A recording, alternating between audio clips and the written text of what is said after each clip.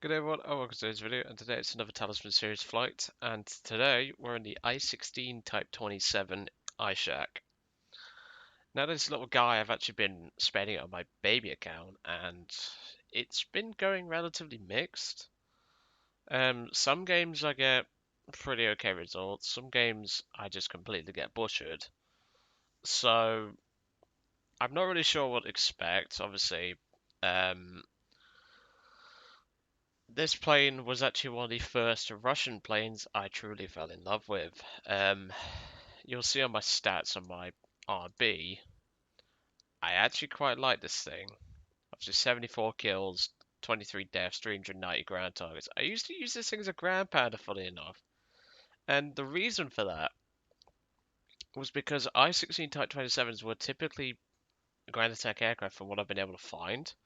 They did do their fighter job, obviously, but they typically ground attacks. Obviously, two 20mm cannons and two 7.62s spitting out of an ice shack. It's pretty good armament.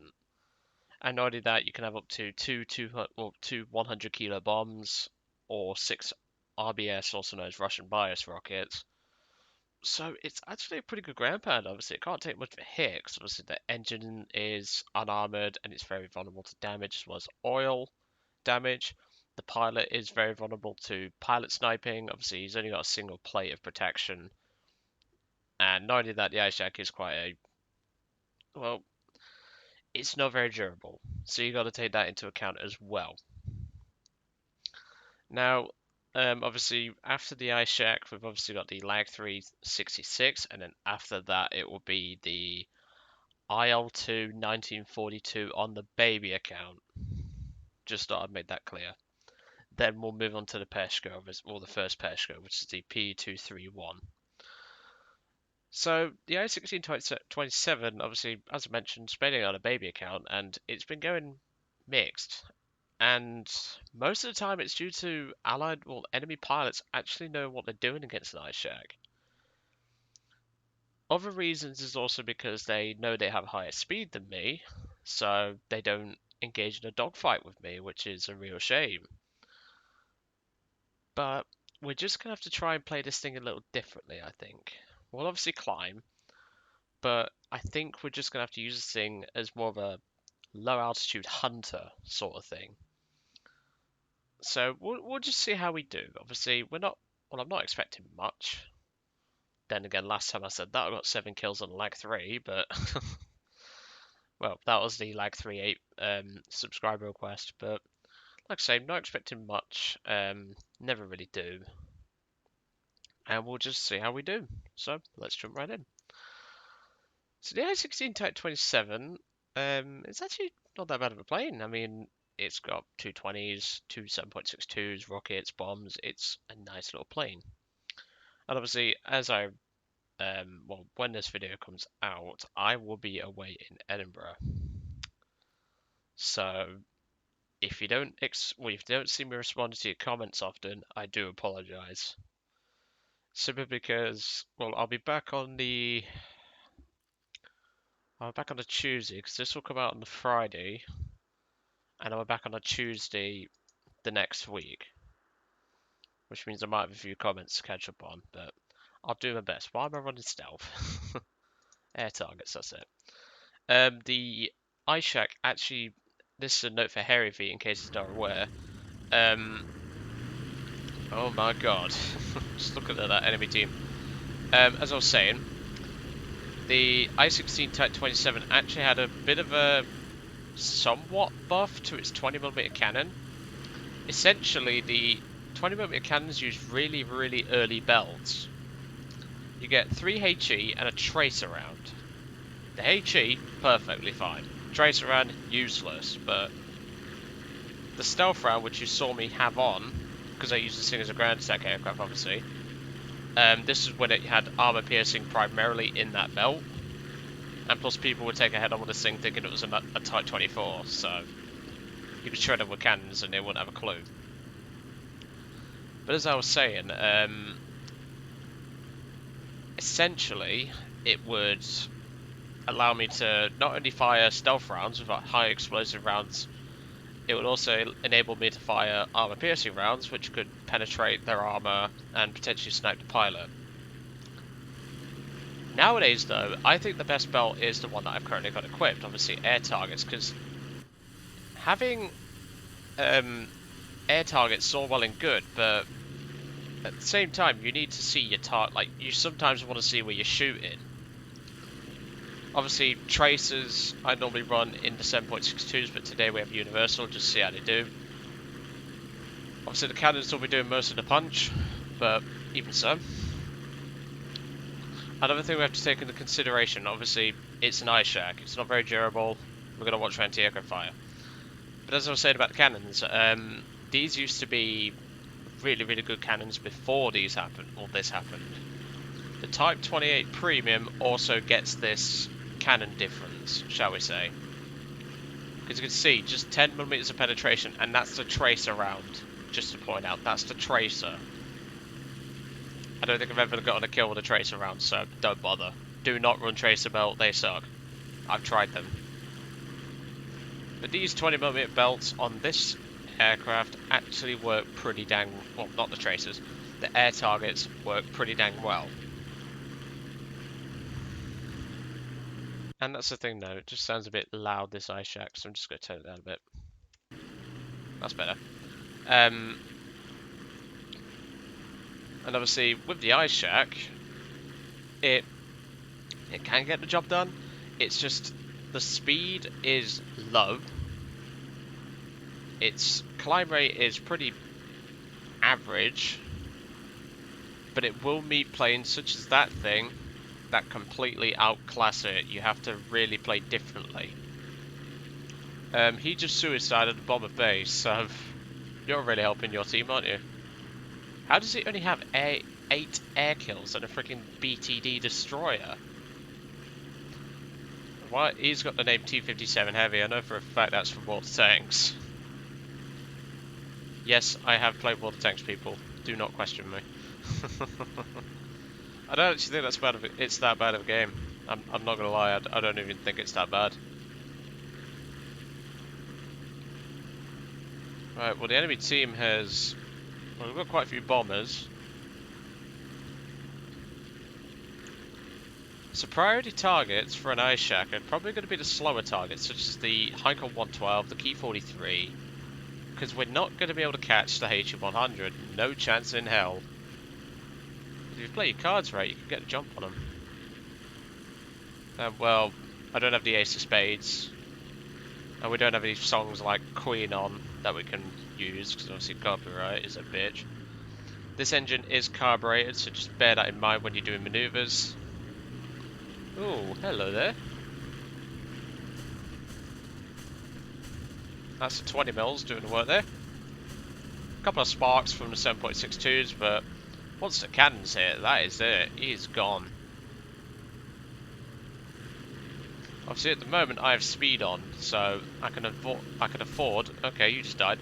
I can afford to keep my speed up because the H100 was low on energy, which is why that Yak 7 was able to get a shot. I've got 109 over there, that's fine. P400 is getting involved, I don't blame him. And now this poor sod's about to have a very bad day at the office. I'm just firing brief rounds so I can... He's gonna crash, yep. P400 got it.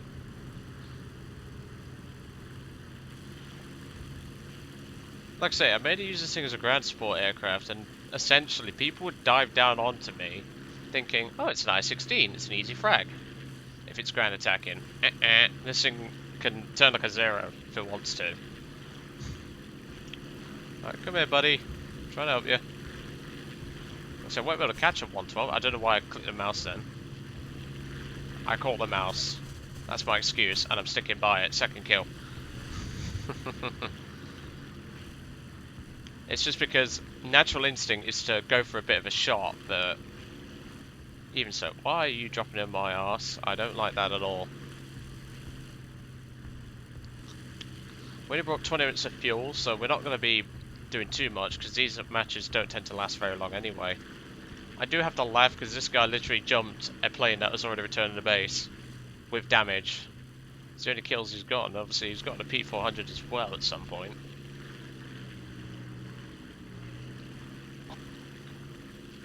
But this is one of the first few games I've had with my new keyboard. I quite like it. I mentioned it in I think I mentioned it either in the PBJ video or the H51.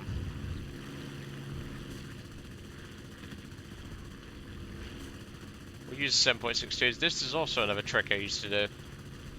I used to only fire the machine guns. Ow.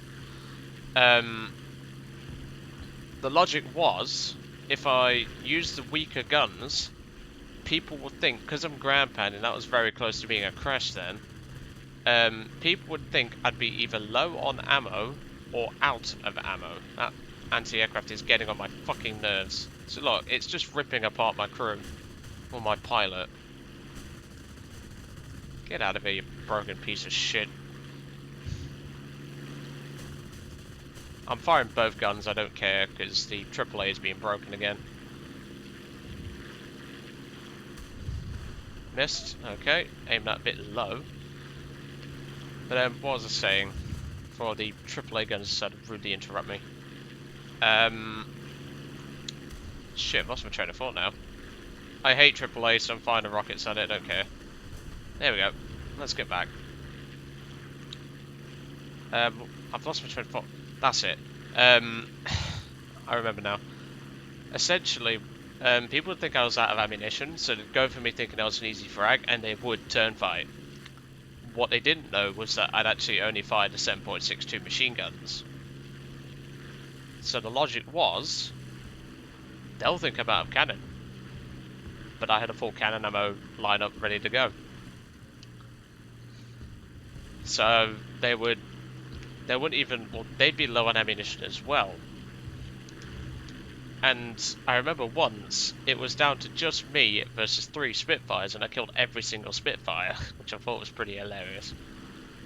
Like I say, that would be a typical ground attack mission, as well as a couple of kills for a game when I spaded the ice shack. Obviously, I use it to grind a bit, but then I stopped flying it, and I haven't flown this plane for about 2 years.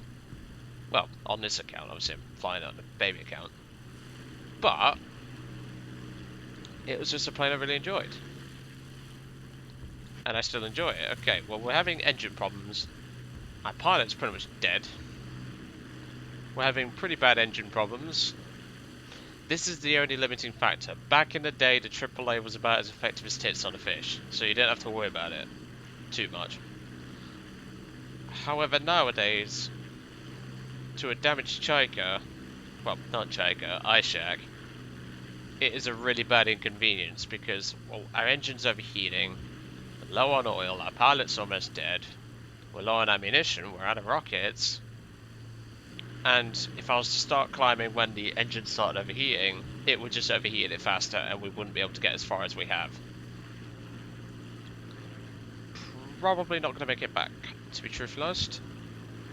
We might be able to glide it in. And I think there is a little trick we could try. In fact, let's cut the engine down and drop the landing gear. I'll leave the engine at, well, the throttle setting at full power, but I'm dropping the landing gear nice and early.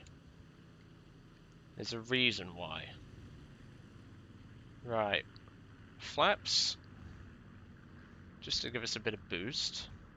And all we're going to do is we're going to drive it. I know that sounds dumb and it's probably not going to work. But hey, it never hurts to try. So essentially, we're just going to glide it the rest of the way. We're not going to touch the brakes. We're only going to use the rudder just to help us out a little bit. Technically though, our engine isn't dead. Right, still got about another 2 miles yet. Oh god. But now the game thinks that we've landed safely, when in actual fact we haven't. So now we'll use the engine just to propel us along a bit. This is probably the dumbest thing anyone's ever seen on this channel, but I don't give a monkeys. But now that we've used a bit of boost from the engine, we're going to keep doing this till we go back to the airfield. However, because of the damage to the engine already, I don't think she's going to do it. Because there is a hill, and we don't have much power left.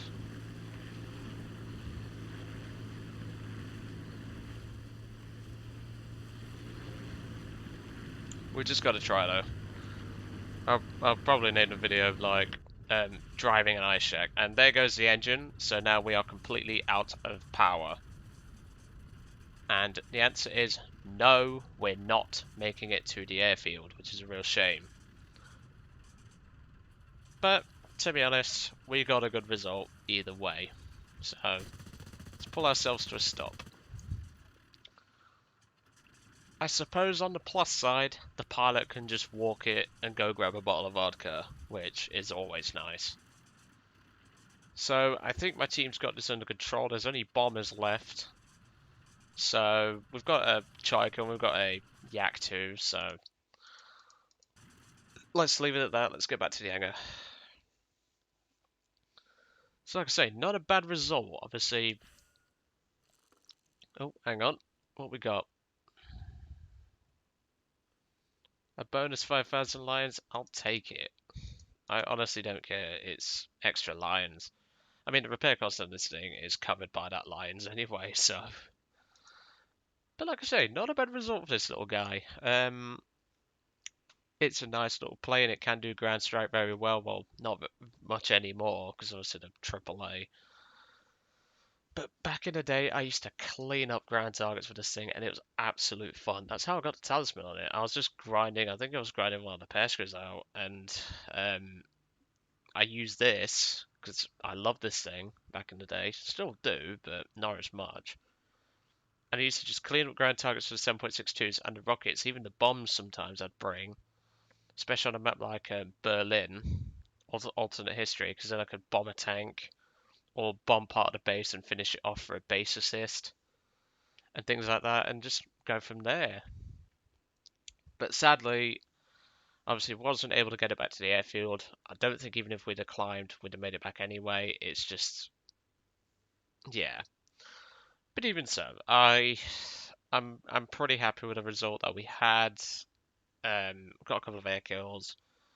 Also, my itchy trigger finger showed. But yep, that's it for the I-16 27. I don't think we have anything higher, so the last plane in the series will be the LA-5F, or for the Russian series. Obviously, next plane will be the Lag 366, which is a nice aircraft. I need to put the RBSs on though before we end. Like I say, I hope you enjoyed today's video on the I-16 Type 27. Great plane, absolutely love it. It's just a shame the AAA's nerf, well, buffed, because otherwise I'd have done that all game. I'd have reloaded and gone back out and done that again, but you can't anymore, and it's a real shame. But whatever. Anyway, I'll see you all on the next one.